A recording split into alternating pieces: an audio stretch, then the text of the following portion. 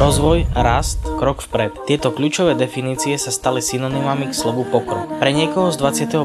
storočia tieto slova znamenajú prirodzené charakterové vlastnosti, zabezpečujúce výhradné právo považovať samého seba za neoddeliteľnú súčasť moderného globálneho spoločenstva. Nový, super rýchly spôsob života vyžaduje vynikajúcu schopnosť sústredenia, pozornosti a energie, pretože čas začína nadobúdať najväčšiu hodnotu. Avšak aj perfektná logistika je bezmocná pred dlhotrvajúcou nutnosťou pre obnovu osobných zdrojov. V nadväznosti na požiadavky súčasnej doby sa stravovanie stalo tiež rýchlym. Čas prípravy jedla a jeho konzumácie sa scvrchol na minimum, zatiaľ čo rad tradičných pokrmov ustúpil štandardnej ponuke rýchleho občerstvenia. Sériovo vyrábané a balené výrobky v supermarketoch zničili rešpekt ľudí voči tradičným potravinovým trhom, v niektorých prípadoch viedli dokonca k úplnej strate jedinečného kulinárskeho dedičstva.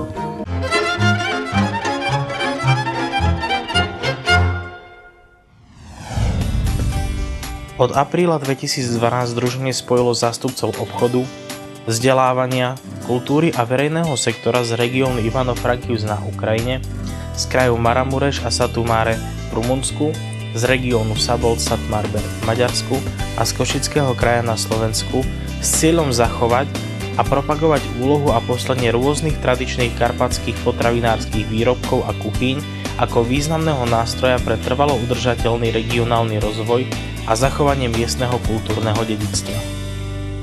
Žiadna technická inovácia ani úspech ľudskej civilizácie nemôže nahradiť živú komunikáciu a radosť zo stretnutia ľudí so spoločnými ideami. Mocný intelektuálny zdroj kolektívu a rozmanitosť chutí významne prispievajú k produkcii naozaj profesionálnych a sofistikovaných produktov. Preto bol spustený aj projekt Dedičstvo kulinárskeho umenia Karpatského regiónu. Riadiacim výborom sa mimoriadne stala istá časť združenia až do jeho oficiálnej legalizácie. Súčasťou výboru sa stali zástupcovia partnerov projektu zo všetkých zúčastnených krajín.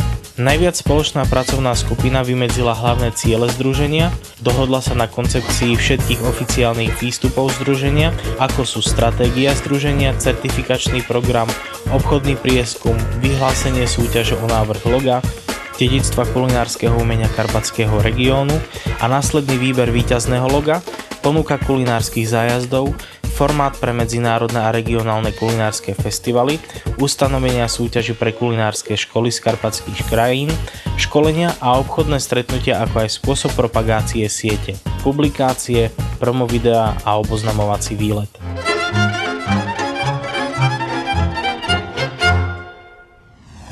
Hlavným cieľom aktivity ohľadom obchodnej značky združenia bola možnosť zvýšiť príjmy miestnych komunít prostredníctvom rozvoja kulinárskeho cestovného ruchu, založeného na podpore tradičných kulinárskych receptov v kombinácii s unikátnymi rysmi miestnej kultúry. V rovnakom čase sa vizuálna replika novej značky stala logom združenia.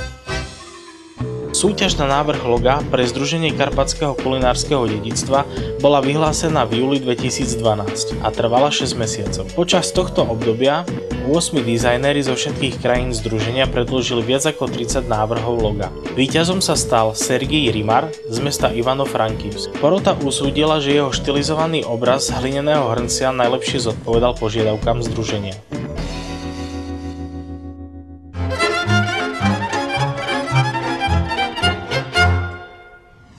Samotného autora je centrálnym prvkom loga kotlík, ktorý je od pradávna hlavným kuchárskym náčiním a symbolizuje identitu každej etnickej skupiny obývajúcej región Karpát. Oheň bol vždy symbolom života a rodiny, symbolom prístrešia, ktoré zachovalo jednotu a ľudské hodnoty. Varenie na otvorenom ohni je tradícia, ktorá sa zachovala v Karpatoch dodnes. Jazyk ohňa tiež pripomínajú vrcholy Karpát a para stúpajúca nad kotlík, zasa mraky nad končiarmi. V počiatočnej fáze projektu sme vykonali špeciálny prieskum. Opýtali sme sa viac ako 700 respondentov v 4 regiónoch, či by mali záujem a účasť v združení. Viac ako 300 ľudí odpovedalo. Táto myšlienka nás zaujala. Zároveň sme určili úroveň využitia tradičných výrobkov pri príprave jedál v hoteloch, penziónoch či všeobecne v podnikateľskom sektore. Združenie poskytuje pre svojich členov celý rad výhod a perspektív rozvoja. Prednostný prístup k odborným školeniam, podporu nových podnikateľských iniciatív, účasť na jedinečnom gastronomickom zájazde nazvanom Cesta za karpatským kulinárskym dedičstvom, podpora cez web stránku Dedičstva karpatského kulinárskeho dedičstva, účasť na propagačných akciách združenia, ako napríklad na festivaloch karpatského kulinárskeho dedičstva, prezentačné návštevy pre tvorcov cestopisov a cestovné kancelárie. Ak si prečítate frázu kulinárske dedičstvo, môžete sa pýtať, čo to je. Potom zistíte, že je to presne to niečo jedinečné, čo nie je možné zažiť alebo ochutnať nikde inde. Myslím, že združenie spája ľudí, ktorí sa radi stretávajú a chcú variť dávno zabudnuté tradičné jedlá. Snažíme sa ľuďom ukázať všetko. Aké jedlá kedysi existovali, ako sa varili a aj spôsob, akým boli podávané. Ľudia zatiaľ toto logo dobre nepoznajú, ale raz ho poznať budú a potom to bude fungovať. Napríklad, keď som sa pýtala svojich klientov, čo ich presvedčilo, aby prišli k nám, a dnes máme v Karpatoch veľa podobných penziónov, niektoré sú dokonca lepšie ako ten môj, tak som sa od ľudí dopočul, pretože sa nám zapáčili vaše referencie o vašom penzióne, že podávate veľmi chutné jedlo. Ľudia si chcú vychutnať dobré jedlo. Človek sa stáva otvorenejším, láskavejším a zabudne na všetky problémy, ktoré niekedy má, ako napríklad doma. Je možno v pobyte.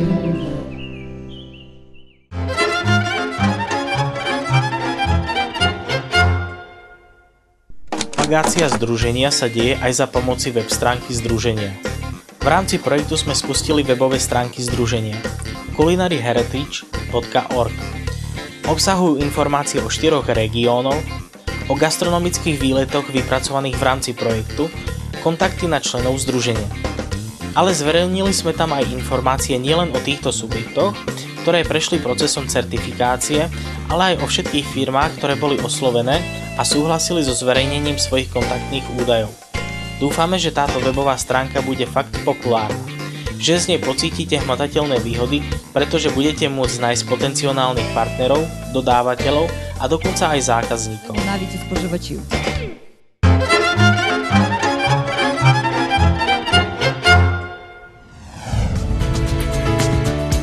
44 podnikov a 2 vzdelávacie inštitúcie už boli ocenené certifikátom združenia. Tento jedinečný diplom udeľuje vlastníkovi právo na používanie loga združenia.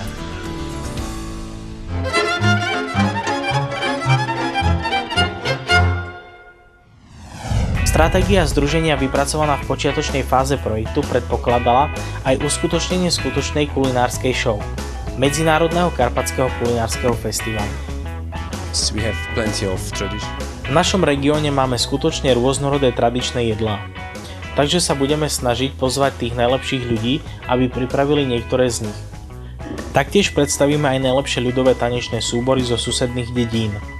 Pozývame aj najlepších kuchárov, aby navarili skutočne tradičné jedlá moderným spôsobom tu, v meste Ivano-Frankivsk. Prídeme s kuchármi, ktorí vedia variť tradičné jedlá, špecifické pre kraj Maramureš. Napríklad slavné jablkové a syrové koláče, rovnako aj slivkový lekvár. Doprevádzať nás budú deti oblečené v tradičnom kroji, budú spievať a tancovať na tradičnú folklórnu hudbu. Prídu s nami aj ženy oblečené v tradičných krojoch. Taktiež prídu aj 3 kuchári, ktorí budú variť naše tradičné a národné jedlá. Radi by sme urobili aj výstavu našich výrobcov potravín. Vieme už, že to budú výrobcovia syrov a brinze. Rozsiahla propagačná kampaň na Medzinárodný festival kulinárskeho dedičstva obsahovala 3 reklamné upútavky, špeciálne natočené a zverejnené na internete, v ktorých vystupovali slávni spisovatelia a športovci, svetoznámi ukrajinskí autori Jurij Andrukovič a Taras Prohaska, slávny atlét Roman Vyrastiuk, starosta mesta Ivano-Frankivsk Viktor Anuškevičus hral v tejto reklamnej upútavke kuchára. Propagačné upútavky sa stali veľmi populárne a boli vysielané mnohokrát na popredných národných a regionálnych televíziách. Boli tiež distribuované na internete ako spamová reklama tejto udalosti. 10 partnerských reštaurácií v centre mesta Ivano-Frankivsk hostilo vo svojich kuchyniach 11 prvotriednych kuchárov a majstrov tradičnej kuchyne z Maďarska, Rumunska, Slovenska a Ukrajiny. Zároveň sa účastníci výpravy za gastronómiu živo zaujímali aj o výrobky karpatských remeselníkov, o tradičné pochúťky a nápoje, ktoré ponúkali miestni i zahraniční majstri kuchárskeho umenia. Mestská festivalová tribúna bola svedkom skutočne bravúrneho vystúpenia. Prezentácie varenia slovenského flambovaného bravčového mäsa neuveriteľne roztomilým kuchárom Alexandrom Pél. Virtuózny výkon pri príprave moderných jedál zo starobilých prísad preukázala líderka maďarského združenia Samos Bazár Zuzana Méheš. Vysokú profesionálnu odbornosť predviedol i finalista populárnej ukrajinskej kulinárskej show Pekelná kuchyňa Elena Žavotinská, šéf-kuchárka z miestnej populárnej sieti 23 reštaurácií. 44 mladých študentov pomáhalo počas festivalu ako dobrovoľníci. Festival bol finančne, logisticky a technicky podporený 29 inštitúciami, spoločnosťami, verejnými a vzdelávacími inštitúciami.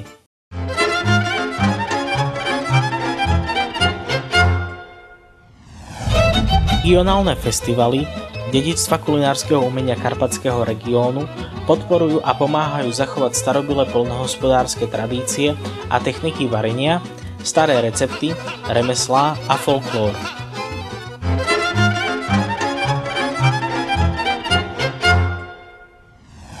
Regionálny festival dedičstva kulinárskeho umenia karpatského regiónu na Slovensku sa uskutočnil v Múzeu a kultúrnom centre Južného Zemplína v Trebišove v auguste 2013.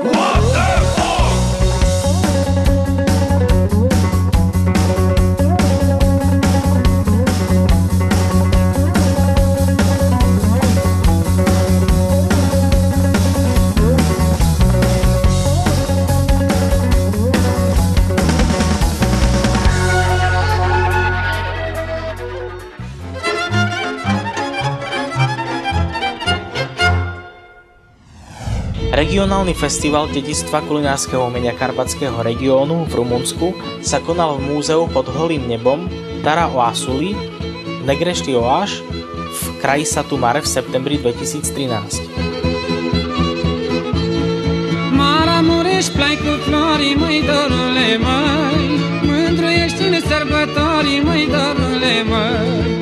Mara Mureș, plai cu florii, măi, dorule, măi, mândruiește-ne sărbătorii, măi, dorule, măi.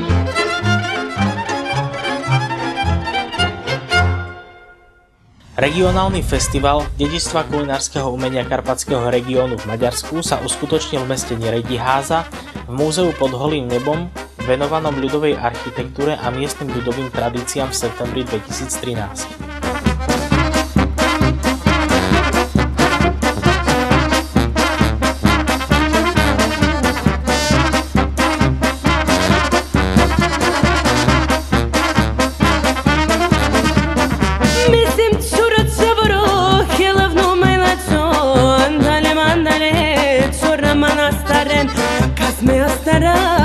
Pe mandea sa, sa mojek čajni mange, oj mandar našel, opa super.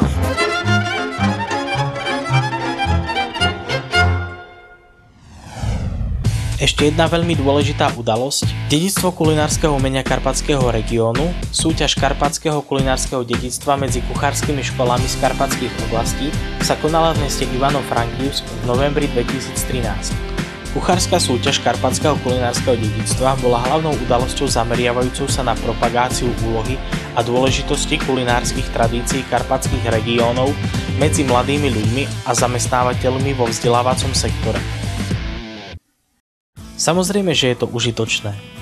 Poprvé, aj keď to tu možno nezvíťazíme, najdôležitejšie je zapojiť sa, získať nové skúsenosti. Vidíme tu prácu rôznych odborníkov, prijímame kritiku našich pokrmov. To všetko je skúsenosť. Postupom času, keď budeme mať svoju stálu prácu, tieto súťaže nám veľmi pomôžu. Príprava, vzhľadom na to, že súťaž bola zameraná na mieste osobitosti kulinárskeho dedičstva, opýtali sme sa našich babičiek a kuchárok v našej dedine a všetkých starších ľudí, ktorí v skutočnosti tieto tradície chránia, no chcú ich a svoje kulinárske dedičstvo odovzdať aj nám. A ako sa to varilo? Použitím kuchárskych postupov ako za starých čias. Aby ste pochopili, študenti majú veľmi presvedčivú motiváciu. Na čo? Prečo by študent mal poznať svoje povolanie a prostredníctvom komunikácie s ostatnými, prostredníctvom súťaží so študentmi z iných škôl? Študenti majú možnosť vidieť seba očami druhých a následne možnosť porovnania. Preto sa ich znalosti prehlbujú, profesijné porozumenie sa zvýši a bude to mať priaznivý vplyv na ich budúcu profesionálnu činnosť. 14 tímov reprezentovalo kuchárske školy z Ivano-Frankivsk a Zakarpatskej oblasti Ukrajiny, z krajov Maramurež a Satu Mare v Rumunsku, z Košického regiónu zo Slovenska a z kraja Szabolcs Szatmár-Bereg v Maďarsku. Zúčastnené tímy boli hodnotené odbornou porotou zo všetkých 4 cieľových krajín projektu. Hodnotili sme zúčastnené tímy podľa mnohých kritérií. Hlavným problémom nebolo, či to chutí alebo nechutí, bolo tam aj mnoho iných otázok. Po prvé, prezentácia jedla, po druhé, chuťové vlastnosti a až potom, či tento pokrm patrí do národnej kuchyne alebo nie. Bolo veľmi veľa. Nebola to len taká súťaž, či nám to chutí alebo nechutí. Prikladali sme veľkú časť hodnoteniu tradičnosti a technologickej príprave a zároveň aj chuti. Chuť je v podstate najdôležitejšia. Chuť, oko, najprv jeme očami, potom to naozaj zjeme.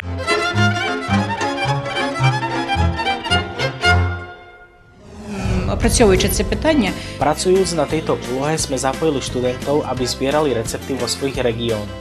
Následne nám tieto recepty doniesli.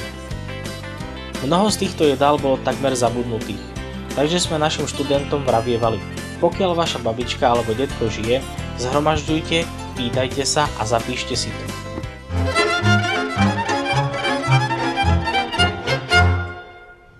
Táto projektová činnosť poskytla podporu tretím stranám v materiálnej forme. Takýmto spôsobom bolo priamo podporených 40 malých podnikov vo všetkých zúčastnených krajinách. Touto aktivitou sa zaistila udržateľnosť projektu v budúcnosti a podstatne zvýšil kredit obchodnej značky Dedičstva kulinárskeho umenia Karpatského regiónu. Boli vybraté kritéria a prijaté rozhodnutie o výbere miestnych príjemcov podporného programu zo strany riadiaceho výberu projektu.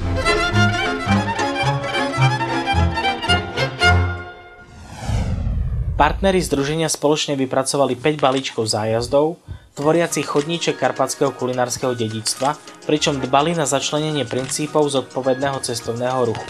Aby to bolo atraktívnejšie, poskytovatelia služieb v rámci zájazdov, poľnohospodári, majitelia penziónov, výrobcovia tradičných potravinárskych výrobkov, cestovné agentúry vyvinuli a zaviedli rad nových aktivít pre potenciálnych návštevníkov, ktoré sú spojené s kulinárskymi tradíciami a kultúrou. Kurzy, školy varenia, prehliadky fariem alebo návštevy salaša, demonstračná výroba domáceho syra a ďalšie. Tento chodníček bol propagovaný pod heslom Ochutnajte karpatskú kuchyňu. Chodníček sa vetví do 5 úchvatných výletov. Ukrajina, Huculské dobrodružstvo, výprava za kulinárskymi pokladmi, Rumunsko, rodové tradície v minulosti a tradičné pokrmy z Maramurež a Satu Mare, Maďarsko maškrtí, Slovensko, harmónia jedla a vína. Výsledkom projektu bolo zriadenie inštitucionálnej platformy v rámci Dedičstva kulinárskeho umenia Karpatského regiónu, zamerané na budúci rozvoj podnikania s miestnymi tradičnými jedlami gastronomického charakteru. Spoločné iniciatívy Dedičstva kulinárskeho umenia Karpatského regiónu pripravili účastníkom projektu možnosť študovať iné kultúry, podeliť sa o skúsenosti a budovať pevné partnerstvo pre budúci rozvoj.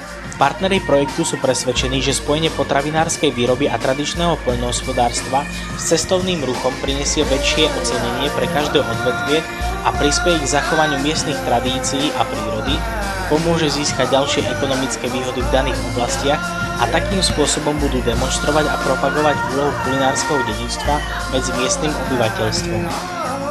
Združenie samo privíta ďalšie karpatské spoločenstvá z iných regiónov, ktoré by sa chceli pripojiť a stane sa modelom cezhraničnej spolupráce.